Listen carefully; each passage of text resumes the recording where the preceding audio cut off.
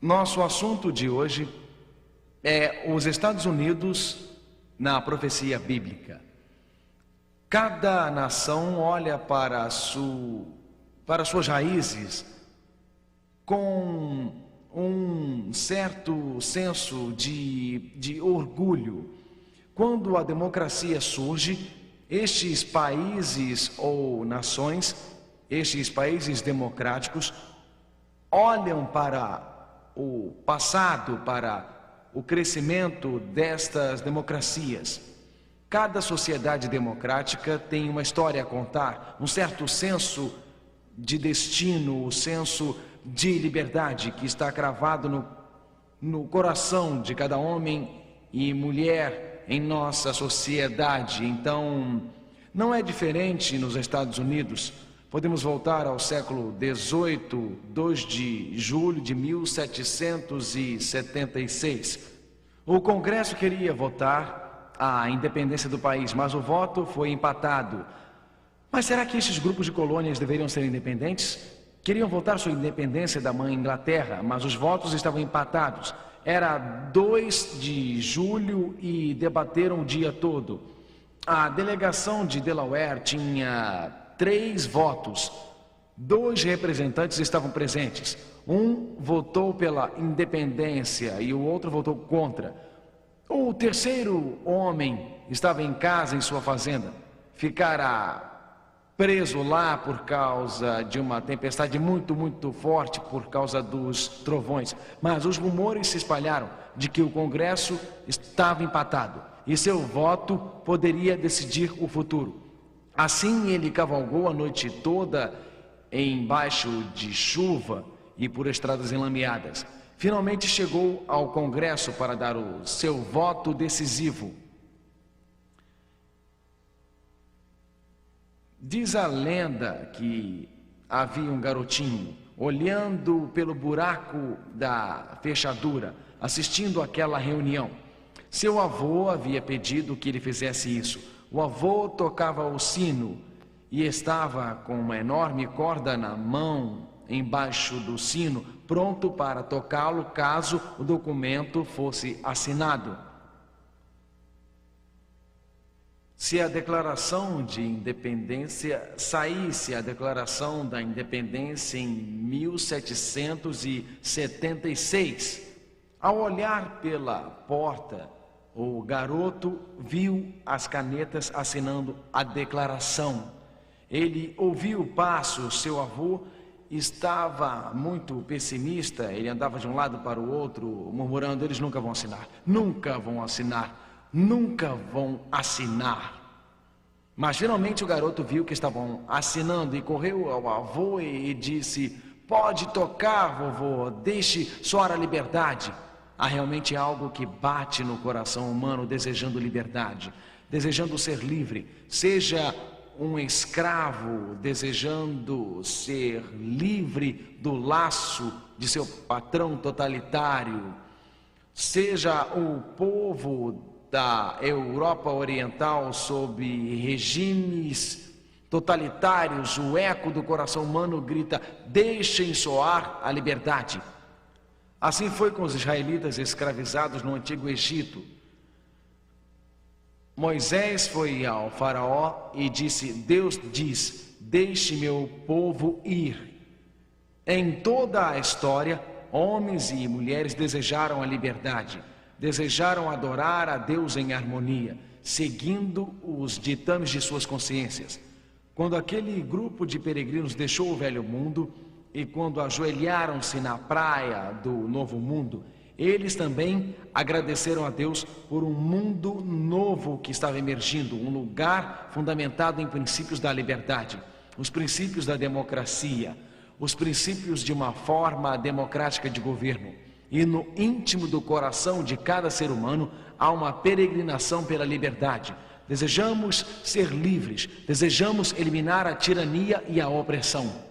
O maior movimento pela liberdade nos tempos atuais ocorreu na Europa Oriental, quando milhares de pessoas em grandes cidades da Europa Oriental acorreram à Praça Vermelha. Milhares marcharam clamando por liberdade. Eu lembro da noite em que o governo húngaro fez a transição de governo socialista para democracia livre. Eu estava em uma série evangelística bem no centro desta linda cidade de Budapeste, essa maravilhosa cidade, Buda de um lado e Peste de outro, do lado do Danúbio. E eu fiquei impressionado com os milhares que ocorreram às ruas e foram até o parlamento húngaro clamando por liberdade. Eles cortaram a cerca de arame em toda a fronteira austríaca. Milhares participaram do movimento pela liberdade. Quando se acende a centelha da liberdade, logo um fogo se alastra, a chama da democracia. Cria um fogo que arde pela liberdade e não pode ser apagado. Bem no fundo de cada coração humano há um desejo por liberdade. Dentro de cada coração humano há um peregrino. Há aquele senso dentro de nós pela liberdade. Quando olhamos para a história da Europa, por exemplo, na história da igreja medieval, quando a igreja e o Estado estavam unidos, quando homens e mulheres durante aqueles anos terríveis foram oprimidos, quando tiveram que fugir para as montanhas do norte da Itália e sul da França, ao olhar para aquela história de domínio da igreja e do Estado, mesmo naquele tempo, durante a Idade Média, como em todas as eras em que houve opressão, mesmo então, homens e mulheres ansiavam para que as correntes que os prendiam fossem abertas, libertando-os. Ansiavam ser livres. Queriam novamente poder adorar a Deus, segundo os ditames de suas consciências. Os Estados Unidos da América, como uma sociedade democrática, foi construído sobre os princípios da liberdade. Estes foram assegurados na Constituição americana, Constituição que tem, é claro, similares na maioria dos países do mundo, que assegura a liberdade. A primeira emenda da Constituição dos Estados Unidos diz que o Congresso não fará qualquer lei com respeito ao estabelecimento de religiões ou proibindo o livre exercício das religiões. Quando se trata de adoração, a Constituição norte-americana, como outras sociedades democráticas, permite que cada ser humano adore a Deus em harmonia com sua própria consciência. A Declaração de Independência assegura estas verdades. Todos os homens foram criados iguais e receberam do Criador certos direitos inalienáveis, entre eles a vida, a liberdade e a busca da felicidade. A liberdade é garantida na Declaração da Independência. Liberdade política, liberdade religiosa, liberdade de adorar a Deus em harmonia com a própria consciência. Deus respeita a liberdade humana, mas estamos chegando a uma crise nos dias finais da história do mundo, em que uma das grandes questões será a questão da liberdade. Deus respeita a liberdade humana. Na verdade, quando você lê a Bíblia, percebe que Deus respeitou tanto a liberdade que, ao invés de forçar Lúcifer a adorá-lo, Deus deu a ele liberdade de escolha. Sabem, muitas vezes me perguntam, pastor, por que Deus não programou Lúcifer? Por que Deus não forçou Lúcifer a adorá-lo? Porque Deus dá valor à liberdade. A essência do que significa ser humano, a essência do que significa ser criado à imagem de Deus é ter a capacidade de escolher, adorar a Deus livremente. Deus dá tanto valor à liberdade que esteve disposto a dar a Lúcifer a capacidade de tomar a decisão errada. Adão e Eva, no jardim do Éden, não foram forçados a servir a Deus, não foram coagidos a servir a Deus, porque força e coerção são contrários ao governo de Deus. Deus dá valor à liberdade, Deus dá valor à escolha. No livro de Josué 24, verso 13, está escrito, leiam comigo por favor: escolhei hoje a quem servais. Deixem soar a liberdade. Onde há opressão, que venha a liberdade. Deus diz, escolham por si mesmos. Pode haver uma mulher ouvindo esta palestra que tem passado por terríveis lutas em sua casa, seu marido lhe disse: se for aquelas reuniões, eu vou me divorciar de você. Seu marido disse que se viesse estaria em perigo. Deus diz: escolhei a quem sirvais hoje. Liberte sua consciência, liberte a sua mente. A liberdade é a essência fundamental do reino de Deus. Há pessoas assistindo de vilas ortodoxas da Romênia. Ao virem as reuniões, são insultados, são perseguidos, eles são ameaçados e atormentados. Deixem soar o brado da liberdade. A consciência de homens e mulheres seja livre. Há lugares onde a igreja domina o governo de seu país, onde a igreja faz parte do governo, e o seu emprego está em risco se alguém se posicionar ao lado da verdade. Mas Deus diz: hoje escolhei a quem sirvais. Que venha a liberdade no coração de homens e mulheres em todos os lugares. Há um desejo de adorar a Deus em harmonia com sua própria consciência.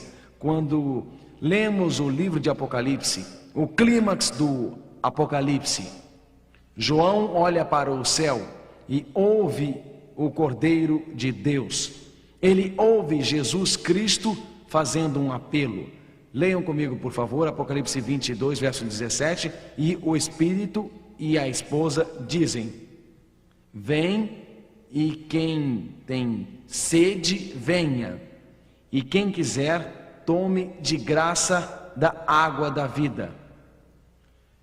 Jesus diz: eu nunca vou coagir.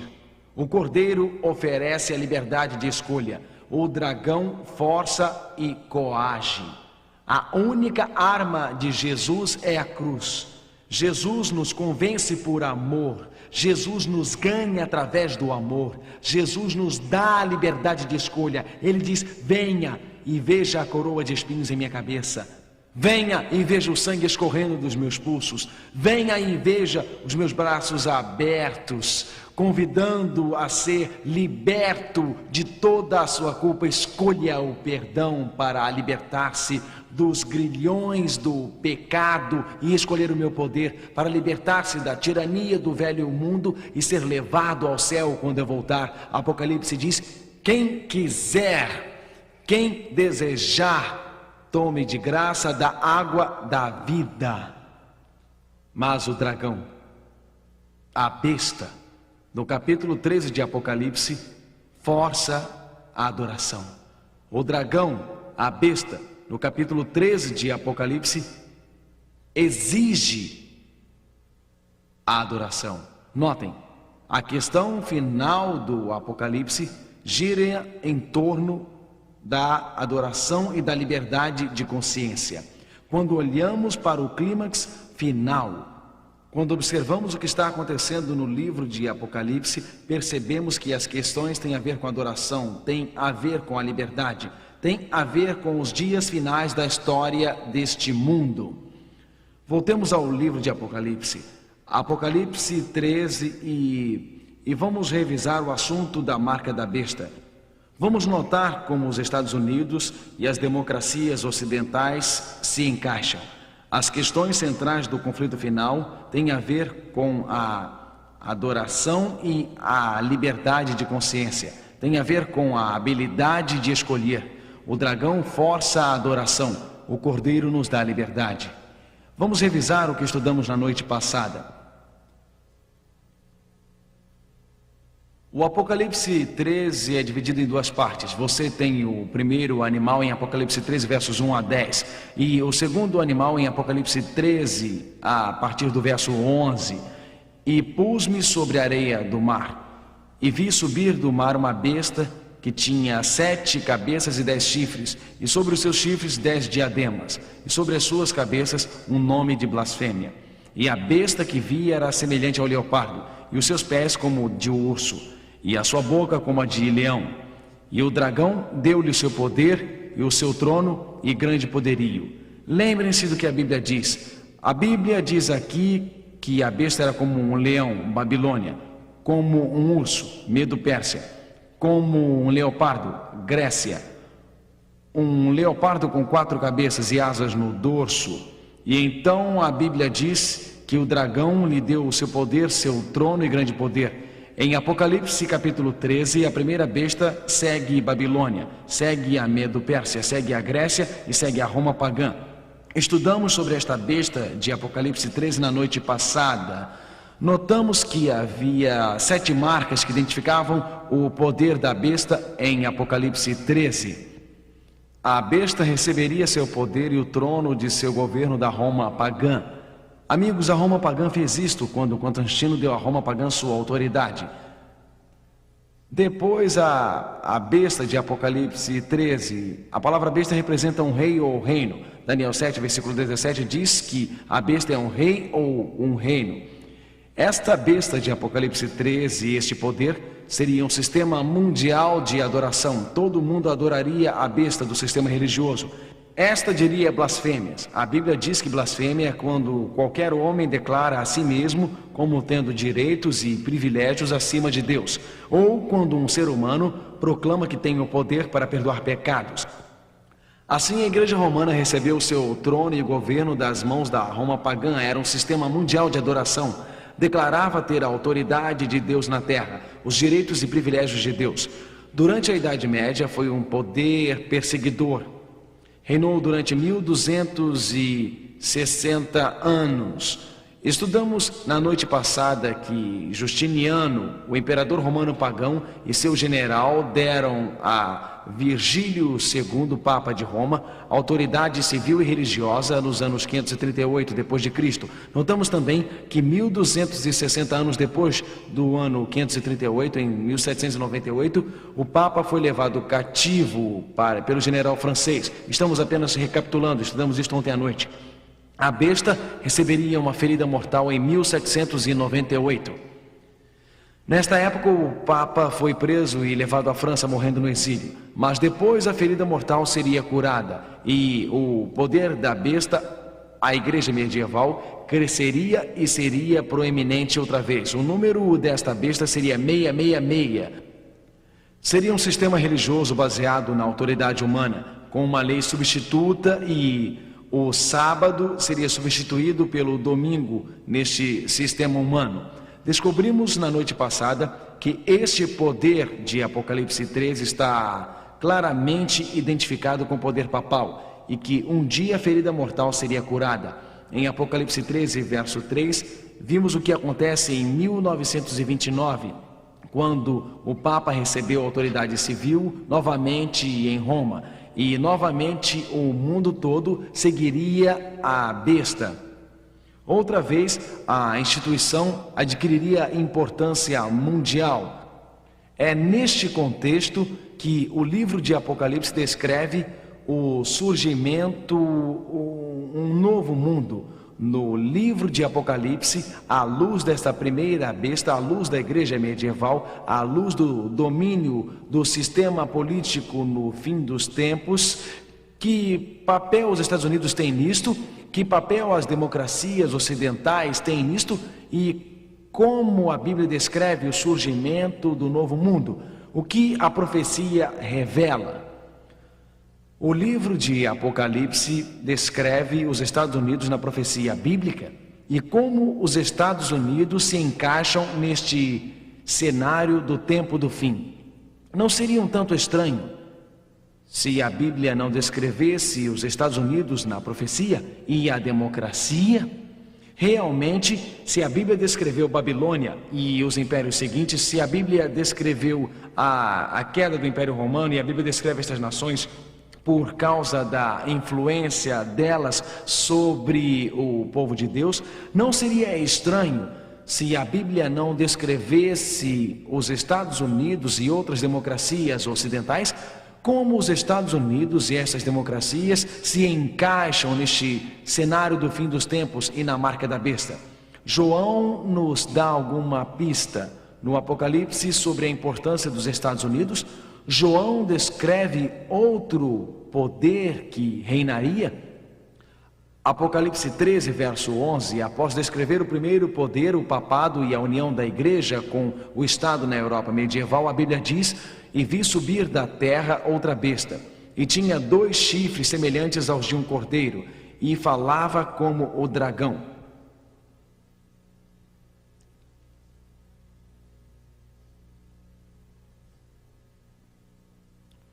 Eu penso, o que significa este simbolismo? Quem é esta segunda besta?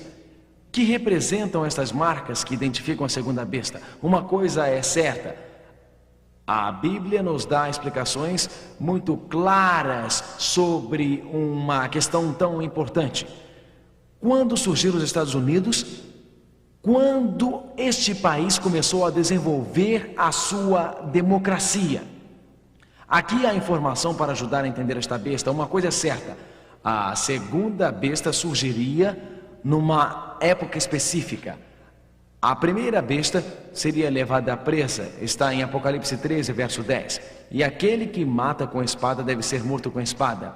Ao mesmo tempo em que a primeira besta vai presa, em 1798, o Papa é preso, Apocalipse 13, 10. A segunda besta está crescendo rapidamente, Apocalipse 13, verso 11.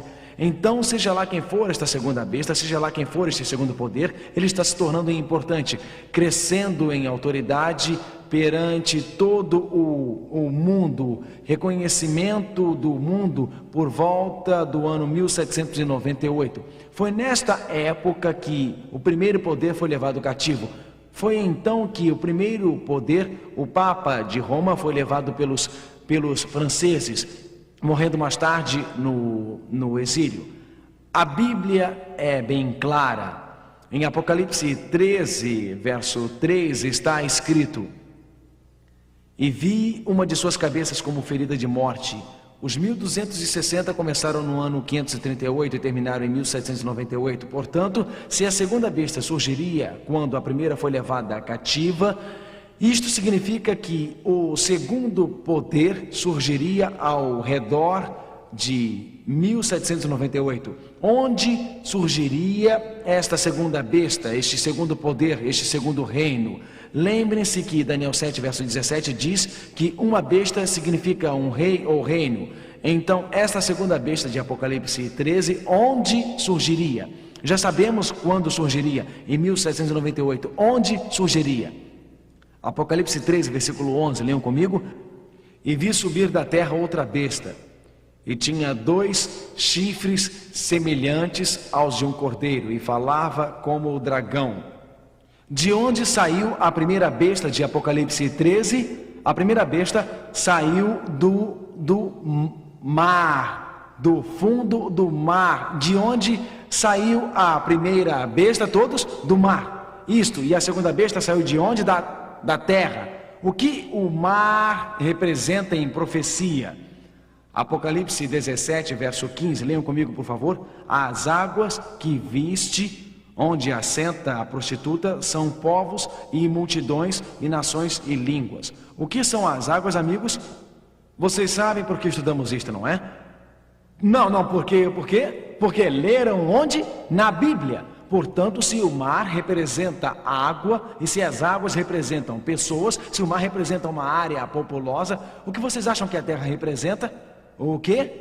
Isto, eu ouvi, uma área não populosa. Então, se os mares representam povos, nações e línguas, a terra deve representar uma área desolada ou desabitada. Portanto, aprendemos 2 coisas. Que a segunda besta de Apocalipse 13 surge por volta de 1798. Surge numa área não populosa do mundo. Então, em terceiro lugar, é descrita como uma nova nação. Notem que a Bíblia diz, não é meramente um poder europeu. Apocalipse 13, verso 11 diz: e vi subir da terra outra besta, uma besta separada, distinta. E não é uma besta cosmopolita, não faz parte de Roma. Vocês lembram-se de quando lemos sobre a imagem de Daniel no 2º capítulo, com a cabeça de ouro, o peito e braços de prata, os quadris de bronze e as pernas de ferro? Os pés tinham 10 dedos, 10 divisões da Europa. Lembram-se que lemos em Daniel 7? Lemos sobre o leão, o urso, o leopardo, o dragão. O dragão tem 10 chifres, as 10 divisões da Europa fazem parte da cabeça do dragão. 10 divisões da Europa. Isto é algo separado, não faz parte do sistema anterior. E vi outra besta. Vamos ler o que aprendemos até aqui. Vou parafrasear. Vi outra besta ou reino, subindo. A palavra subindo na linguagem original da Bíblia significa emergindo rapidamente. Portanto, vi outro reino ou império por volta de 1798 que iria adquirir importância mundial. Agora, que nação era esta?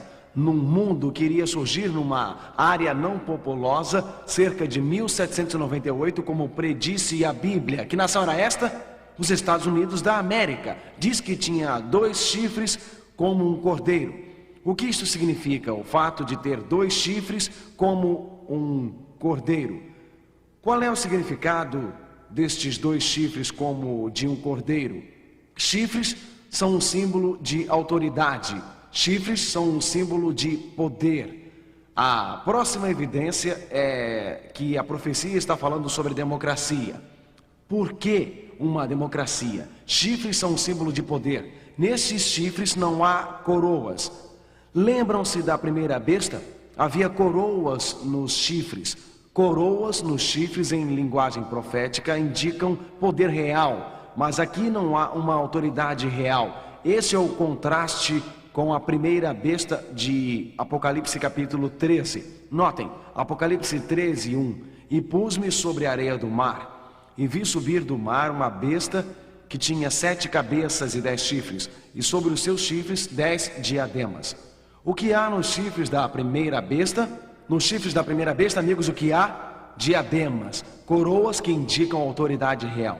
Mas não na segunda besta, que aparece por volta de 1798, num lugar não populoso do mundo que cresceu rapidamente, aquele local separado do velho mundo europeu. Há outra besta subindo, mas sem coroas nos seus chifres. A primeira besta tinha coroas nos seus chifres, indicando a autoridade de um rei. A segunda besta não tinha coroas nos seus chifres, mas tinha 2 chifres como símbolos de poder, uma forma de governo republicana democrática com 2 colunas que o tornam forte, a liberdade religiosa e a liberdade de escolher os líderes políticos. É óbvio que está em Apocalipse 13, em Apocalipse 13 é descrita como um símbolo da democracia dos Estados Unidos da América.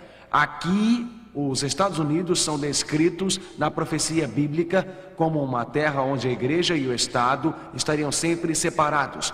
Um novo país que emerge em 1798, sem um rei, sem leis religiosas. Um governo para o povo, pelo povo e do povo. E um governo que não é controlado pela igreja medieval. É outra besta, outro poder, separados e distintos. Esse poder, a quinta evidência, iria adquirir influência mundial. O livro de Apocalipse, capítulo 13, descreve uma influência mundial. Está escrito da seguinte forma em Apocalipse 13, verso 12: e exerce todo o poder da primeira besta na sua presença, e faz que a terra e os que nela habitam adorem a primeira besta, cuja chaga mortal fora curada. Espere um pouco. Vamos passar um momento tentando decifrar este texto. E a besta exerce todo o poder da primeira besta. A primeira besta representava a igreja medieval do Papa. E faz com que a terra, que é seu território e o território do mundo, e todos que o habitam adorem a primeira besta. Seria possível que os Estados Unidos e as democracias ocidentais, na verdade, teriam suas crenças religiosas unidas? Seria possível que os Estados Unidos e as democracias ocidentais dariam as mãos para formar uma confederação e legislação religiosa? Seria possível? A próxima evidência é que haveria uma mudança no caráter do Cordeiro. E na Bíblia o Cordeiro representa quem? Quem ele representa? Jesus. 28 vezes no livro de Apocalipse Jesus é descrito como um cordeiro. Por que Jesus é o cordeiro? Porque quando o rio de sangue fluiu de dentro dele, representava a salvação gratuita fluindo do corpo de Cristo. Jesus ofereceu-se voluntariamente na cruz. Ele é o Cordeiro de Deus. Ele apela ao seu senso lógico. Ele apela ao seu senso de dignidade. Ele apela ao seu senso de humanidade. Venha voluntariamente com a mente que Ele lhe deu. Caia aos seus pés em adoração e louvor e o adore. Então, o símbolo do cordeiro que representava Jesus, representava um aspecto de Cristo, de liberdade. Assim, descrevendo o surgimento da democracia, a Bíblia diz que era como um cordeiro, no sentido de que abriu seus braços como Jesus para dar liberdade aos seres humanos. Mas a Bíblia diz que haveria uma mudança no caráter das qualidades do cordeiro com sua liberdade, uma mudança para a opressão do dragão, ao totalitarismo do dragão. Apocalipse 13, verso 11 diz que os Estados Unidos e os poderes democráticos unidos falariam como o dragão um dia. Um dia a igreja e o Estado se uniriam como na Europa medieval. Um dia haveria uma confederação. O que significa falar como um dragão? Como qualquer nação fala. De que forma uma nação fala? Uma nação fala através de suas leis ou corpo legislativo. As autoridades eleitas de qualquer nação fazem leis que falam pela nação. Portanto, Apocalipse 13 descreve a mudança de um que fala como cordeiro, ou seja, leis que permitem a liberdade, para um reino que fala como um dragão, ou seja, leis que são legisladas para coagir.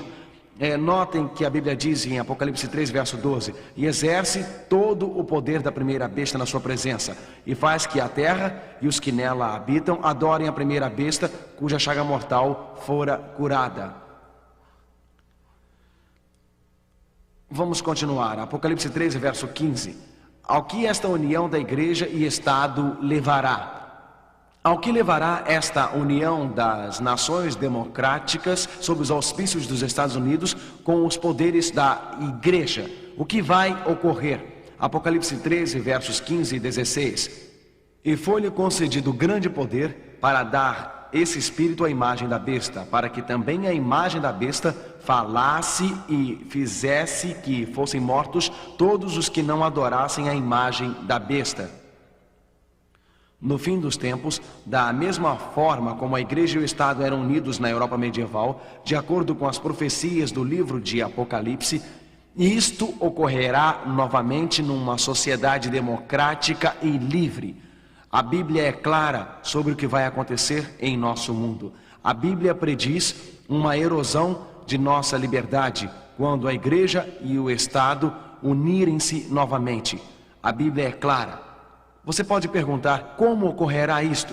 O que realmente vai acontecer? Quais são os eventos que levarão a esta união da igreja e do Estado? E quando a igreja e o Estado unirem-se, vão tornar a marca da besta, o sinal ou símbolo do falso culto obrigatória. Como acontecerá isto? De que maneira acontecerá isso? Que eventos irão ocorrer? Há muitos livros sendo impressos que descrevem o cenário onde isto irá ocorrer. Apontam que nossa liberdade religiosa está sendo desafiada hoje. Você tem consciência de que nos Estados Unidos da América, neste momento, há um movimento para redefinir liberdade religiosa? Observe que o chefe do Supremo, William Rehnquist, escreveu recentemente num julgamento da Suprema Corte. Ele disse que o muro de separação entre a igreja e o Estado é uma metáfora baseada num exemplo histórico ruim. Isto foi dito por um juiz da Suprema Corte americana. Uma metáfora que se provou inútil para direcionar um julgamento. Deveria ser franca e explicitamente abandonada. Mesmo hoje, há aqueles que estão reavaliando a dura questão do muro de separação entre a igreja e o Estado. O documento de St. Louis, 29 de outubro de 1991, fez a seguinte interessante observação: à medida em que o século da Carta dos Direitos Humanos termina, a Suprema Corte está redefinindo o que significará liberdade religiosa no próximo século. De modo geral, a nova abordagem da Corte ajuda as religiões convencionais, enquanto prejudica as não convencionais. Notem o que diz esta declaração. Está dizendo que a Corte está movimentando-se nesta direção de redefinir o que é considerado uma boa religião. Se sua religião for considerada boa, você recebe um selo de aprovação. Alguns anos atrás, eu estava fazendo uma série evangelística sobre profecias em Moscou. Então, o parlamento russo votou restringir toda a liberdade religiosa dos cidadãos russos.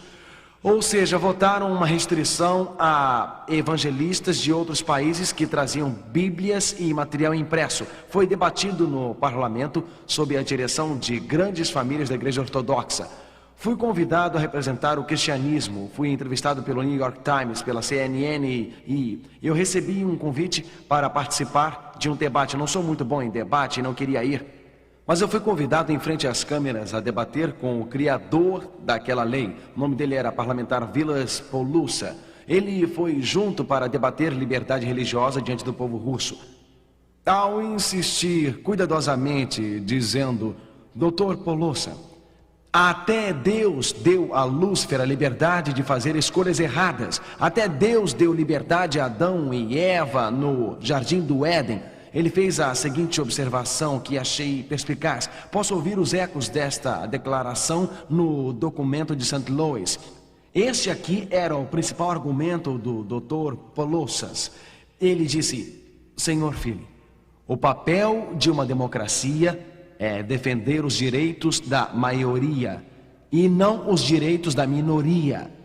Se a maioria faz parte de uma determinada fé ou credo, qualquer mudança ou evangelismo desestabiliza a ordem social. Aqui está um argumento que declara que as democracias devem proteger os direitos da maioria, em vez de proteger os direitos de todos os seus cidadãos. Mas notem a sutileza desta declaração.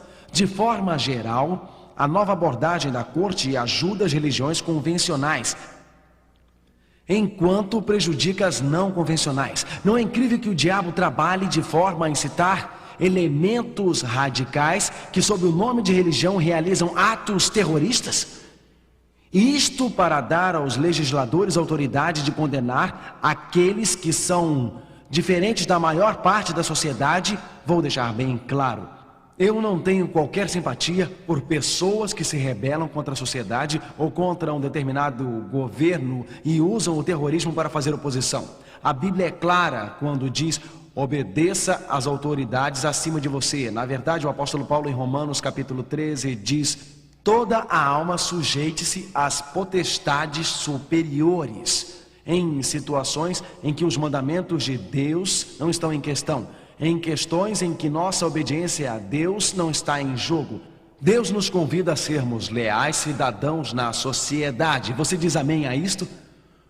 Portanto, eu não tenho simpatia por pessoas radicais, mas, senhoras e senhores, se para controlar elementos radicais, leis serão legisladas contra as minorias, isto levará ao totalitarismo do passado. Você concorda com isto? Realmente. Mas o que vai acabar levando a esta união entre igreja e Estado? O próprio Jesus dá uma dica. O livro de Apocalipse diz: também opera grandes sinais, está falando de Satanás, de maneira que até fogo do céu faz descer à terra diante dos homens. E ele vai enganar os que habitam na terra através daqueles milagres, os quais lhe foram dados poder para executar diante da besta.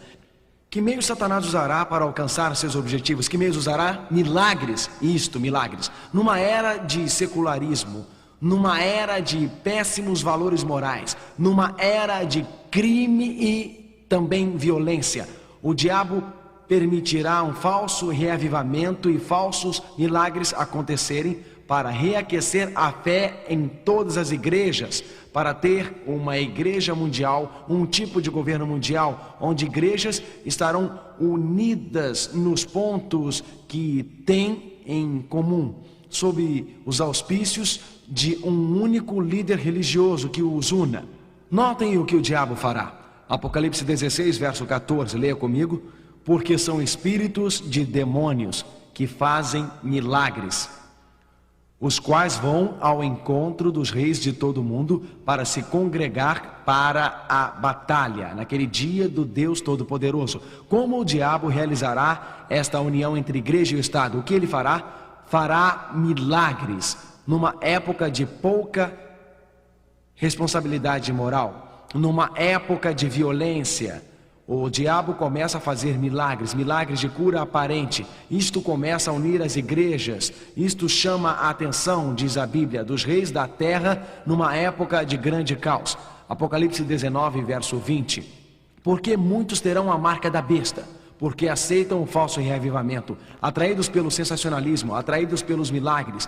Quando veem pessoas supostamente sendo curadas, preferem seguir a isso do que a palavra de Deus, em vez de seguir a lei, em vez de guardar seus mandamentos. E a besta foi levada, e com ela o falso profeta, que realizou milagres perante ele, com os quais enganou aqueles que receberam o sinal da besta. Por que aqueles que receberam o sinal da besta foram enganados? Qual foi a essência deste engano? Qual foi, amigos? Milagres. Ele diz que os milagres foram um meio. Como este cenário é preparado? Jesus profetizou um período de extrema incerteza e um período de extrema insegurança antes da sua volta. Jesus fez uma incrível previsão. Ele disse que haveria desastres naturais, enchentes e terremotos. Haveria desastres e conflitos econômicos. Jesus fez uma impressionante previsão.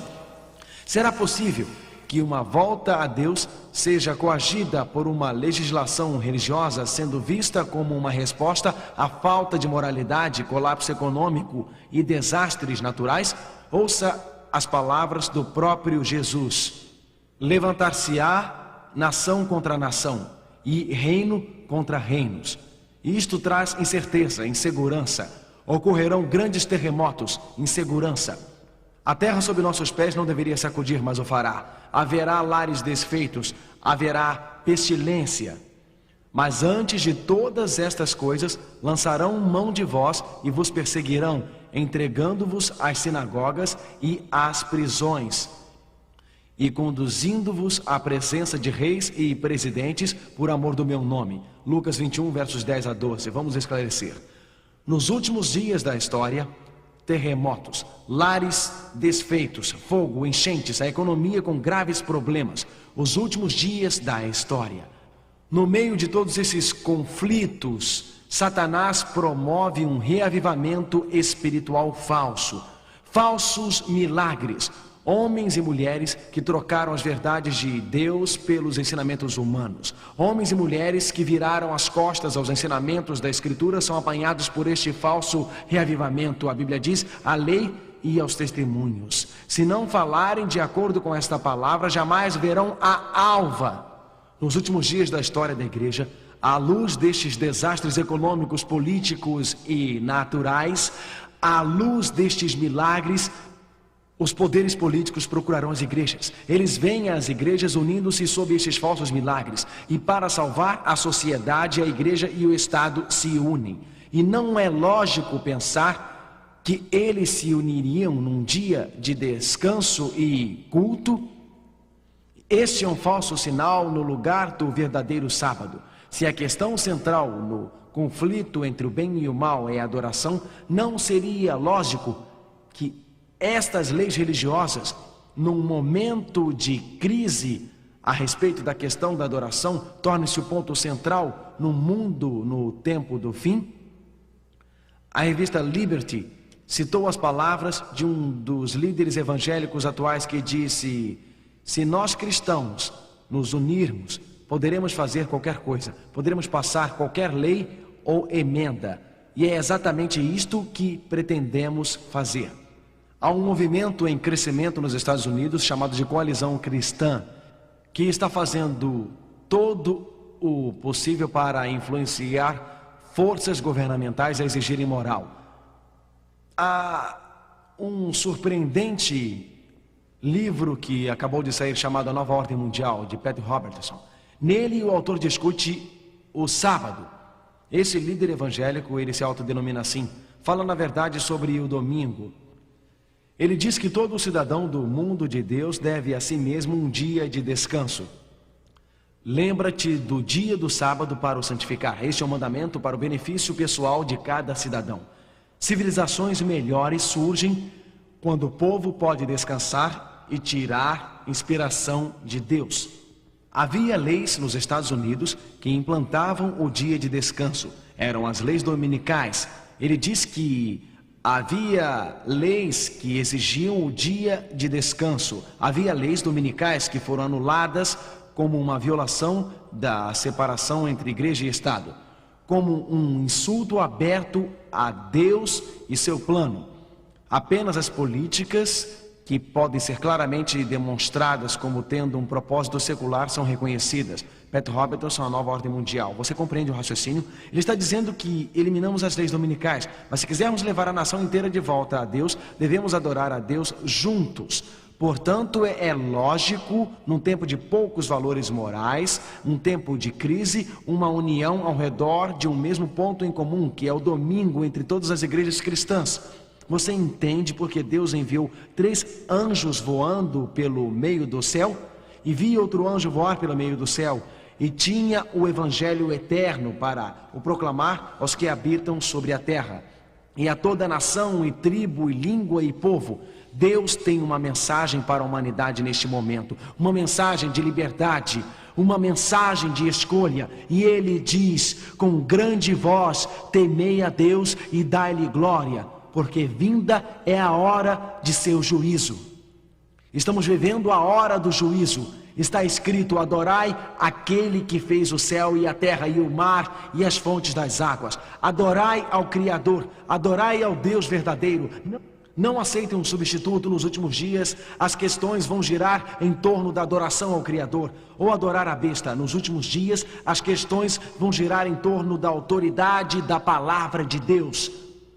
Vão girar ao redor da lealdade a Cristo. Tudo vai girar em torno da obediência aos mandamentos de Deus.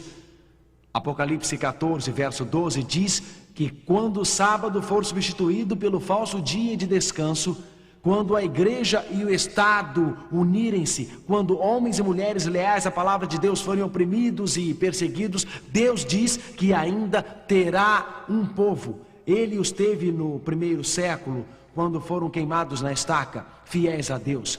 Ele os teve no terceiro, quarto e quinto séculos, quando eram jogados aos leões, fiéis a Deus. Ele os teve durante toda a Idade Média. Ele os teve durante toda a Idade Média, quando foram torturados, atormentados, perseguidos. Foram fiéis a Deus, e mesmo nos últimos dias, quando a igreja e o Estado unirem-se, eles também serão fiéis a Deus. Aqui está a paciência dos santos. Aqui estão os que guardam os mandamentos de Deus e a fé de Jesus. Apocalipse 14, verso 12. E você estará com eles, meu irmão e minha irmã? Você estará ao lado deles nos últimos dias da história da terra? Ou aceitará a união da igreja com o Estado? Você aceitará os falsos milagres ou ficará firme ao lado de Jesus? Firme em sua lei, firme em sua verdade.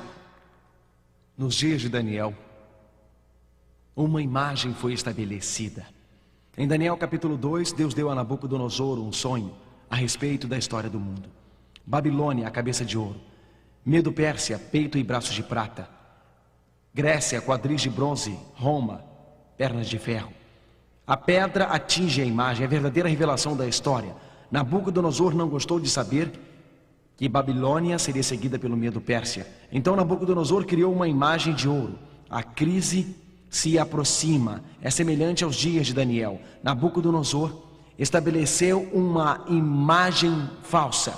O rei babilônio Um poderoso líder mundial mandou fazer uma falsa imagem e compeliu o povo a um culto contrário à lei de Deus. Qual é a questão tratada em Daniel 3? Um falso líder religioso. Qual é a questão tratada em Daniel 3? Uma falsa imagem. Qual é a questão tratada em Daniel 3? Um falso culto. Qual é a questão no capítulo 3 de Daniel? Desobediência aos mandamentos de Deus. Qual é a questão em Apocalipse 13? Um falso líder une a igreja e o Estado. Há uma imagem falsa. Um culto falso é estabelecido. Sadraque, Mesaque e Abdenego foram ao rei. E o rei disse a eles: desta vez, quando ouvirem o som da trombeta, da flauta, da harpa, da lira e do saltério, na sinfonia com todos os tipos de música, vocês devem se prostrar e adorar a imagem de ouro que eu fiz. Ou seja, quando a banda tocar, ajoelhem-se e adorem a falsa imagem. Sadraque, Mesaque e Abdenego, eles foram fiéis a Deus. Ele disse: se vocês não ajoelharem-se, vão ser imediatamente jogados no meio de uma fornalha de fogo ardente. Daniel 3, verso 15. Uma fornalha de fogo ardente. Realmente, Jesus diz que nos últimos dias da história do mundo, o próprio Deus entrará no fogo com você. Sadraque, Mesaque e Abdenego entraram na fornalha. E ao entrarem em contato com as chamas, não foram consumidos. Eles não sofreram queimaduras, porque Cristo entrou com eles na fornalha. Quando a igreja unir-se ao Estado, quando leis opressivas forem promulgadas, quando o povo de Deus for realmente perseguido nos últimos dias, como Cristo o foi, ele entrou com Sadraque, Mesaque e Abdenego e entrará na fornalha com você, meu amigo. Nos problemas de sua vida ele está com você, no meio da dor ele está com você. Se hoje, senhora, seu marido tentar restringir sua liberdade e mesmo que lhe bata, Cristo está na fornalha com você. Se você perde um emprego por causa do sábado, Cristo está na fornalha com você. Toda vez que você está sozinho, toda vez que é perseguido, toda vez que sofrer dor, toda vez que experimentamos tristezas, toda vez que estivermos na fornalha e parece que as chamas vão nos consumir, que vão nos queimar, Cristo estará no meio das chamas e logo o poderoso Salvador voltará pelos céus. Logo o poderoso Redentor virá com o seu poder e grande glória para nos libertar. Hoje, enquanto inclinamos nossas cabeças, você gostaria de dizer ao Jesus: do fundo de meu coração, desejo apenas uma coisa. Do fundo do meu coração, desejo que o Deus vivo me envolva nos dias de crise, bem dentro de minha alma. Não vejo como posso ficar firme nos dias que estão por vir. Não vejo como posso ficar firme nos últimos momentos desta terra. Nos últimos instantes desta terra, sou muito fraco, sou muito frágil. Quando a união entre a igreja e Estado chegar, os poderes contra nós serão muito grandes. Meu amigo, hoje, você não precisa temer a crise que se aproxima. O mesmo Jesus que entrou na fornalha com Sadraque, Mesaque e Abdenego, estará com você na fornalha. Há algo mais forte que o poder da união entre a igreja e o Estado: Jesus Cristo. E há algo mais forte que todos os demônios do inferno: Jesus Cristo. Há algo mais forte que qualquer poder opressivo que tente tomar a nossa liberdade. E é o poder de Jesus Cristo. Nas horas finais da terra, Cristo estende a mão para você. E um grito no meio da noite. Eu sei que há pessoas que estão realmente lutando. Você sabe que Deus o trouxe a essas reuniões. Você sabe que Deus o está levando a tomar uma decisão. Mas você está preocupado com seus parentes. Está preocupado com seu marido. Está preocupado com sua esposa. Você está preocupado com a igreja da qual faz parte. Está preocupado com o que as pessoas de sua vila ou vizinhança vão pensar. Você não consegue ver como é possível você seguir e obedecer a Cristo por causa das pressões de outras pessoas ao seu redor. Meu amigo, vou falar gentilmente com você hoje. Como você poderá ficar firme quando se der a união da igreja e do Estado e quando uma lei religiosa for promulgada? Hoje, se você estiver lutando, vamos inclinar nossas cabeças. Se esta é a decisão que você sabe que tem que tomar, se é uma decisão que você quer tomar, mas você está lutando muito e precisa poder adicional de Deus para permanecer firme. Seu marido não pode tomar esta decisão por você. Sua esposa não pode tomar decisão por você. Seus pais não podem tomar esta decisão por você. Seus vizinhos não podem tomá-la. Mas hoje, se você mesmo disser: Senhor, eu estou lutando, preciso de teu poder. Ao levantar suas mãos, Jesus não o desapontará. Ao abrir seu coração hoje, você receberá este poder. Você sairá daqui um homem diferente, uma mulher diferente. A certeza de Deus estará em seu coração e você poderá tomar esta decisão. Se você está lutando e precisa da força de Deus para tomar uma decisão, levante a sua mão enquanto oramos. Se você sabe que é uma decisão que deveria tomar, mas precisa do poder de Deus, precisa da força divina, levante a sua mão. Oh, meu Pai, Tu vês estas mãos. Tu conheces cada coração, conheces as batalhas que enfrentamos, conheces as fornalhas ardentes pelas quais passamos. Obrigado porque ao entrarmos nas fornalhas da vida estás conosco. Obrigado porque ao passarmos por dificuldades Tu estás presente. Obrigado por nos fortalecer hoje. Dá-nos a Tua paz hoje. Quando a crise começar amanhã, teremos aprendido a confiar em Ti. Hoje, ó Pai, abre nossos corações a Ti e ajuda-nos a sentir que nunca nos abandonarás.